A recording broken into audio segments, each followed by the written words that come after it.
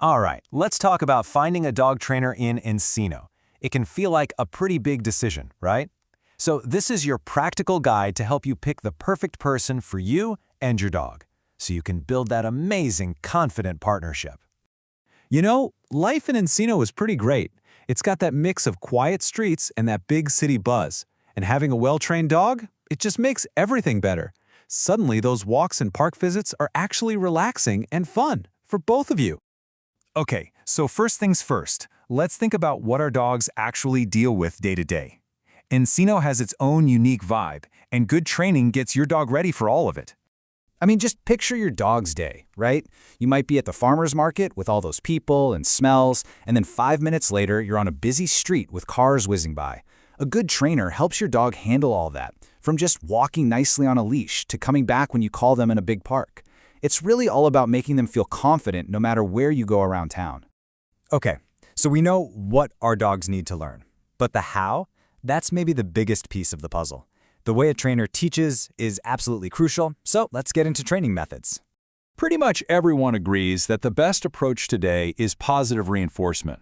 It's pretty simple, really. You just reward your dog for doing the right thing. This isn't just a feel-good idea. It's based on science. It makes your dog want to listen to you.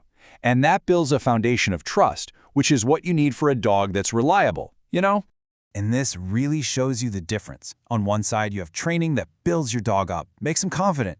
On the other, you have old-school methods that use fear or force. And honestly, that stuff can backfire big time. It can create new issues or make the ones you have even worse. So it's pretty clear which path you want to take. So, you might be wondering, how can I be sure a trainer actually uses these good modern methods? Well, California doesn't have an official license for dog trainers, which is interesting. So your best bet is to look for professional certifications. Okay, let's break down this alphabet soup, because it can be confusing. If you see something like CPDT-KA, that's a great sign. It means the trainer has passed a real test on humane, science-based training. Now, if your dog has bigger struggles, like serious anxiety or reactivity, then a certification like CBCCKA is what you're looking for. That shows they have extra, specialized training for those tougher cases. All right, let's talk about the cost. Because yes, training is an investment, but it's an investment in a happier life with your dog. So let's look at what you can expect to pay for different types of training right here in Encino. Just to give you a starting point, a single 1-hour private session is typically going to run you somewhere in this range.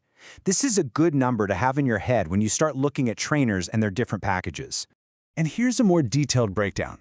As you can see, the prices really vary.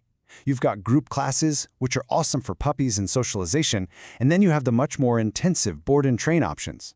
Seeing the numbers laid out like this can really help you figure out what makes sense for your budget and what you're trying to achieve with your dog. And it's really not about one option being better than another. They just serve different purposes. For example, in-home training is perfect if your dog's main issue is, say, barking at the mailman or jumping on people who come to the door. Group classes, on the other hand, are amazing for teaching your dog to stay focused when other dogs are around. It's all about finding the right fit for you.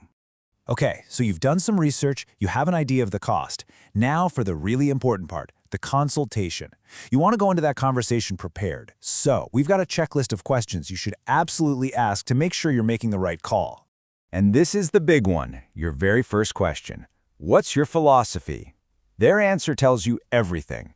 You're listening for those key words about positive, reward-based training. And don't just stop there. Ask them to describe a typical session. What would they actually do with your dog? That'll give you a real feel for their style. After that, you'll definitely want to ask about their certifications. Ask how they're going to customize the training for your dog, not just some generic plan. Make sure you get a clear breakdown of the costs. And these last two are great ones. Ask about what happens after the sessions are over, and if they're open to working with your vet. A true professional will have great answers for all of these.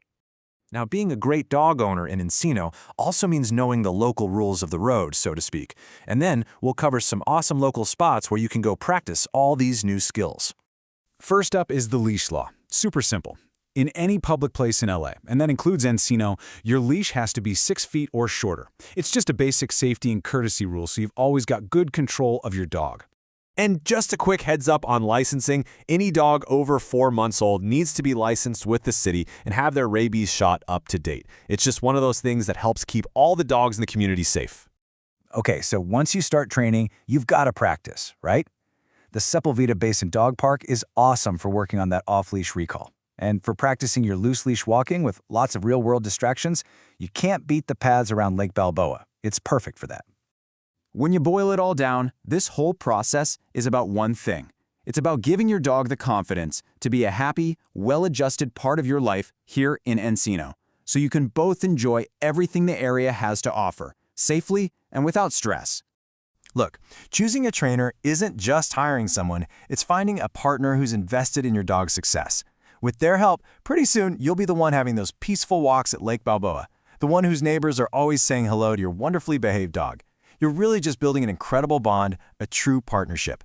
Enjoy the journey with your dog.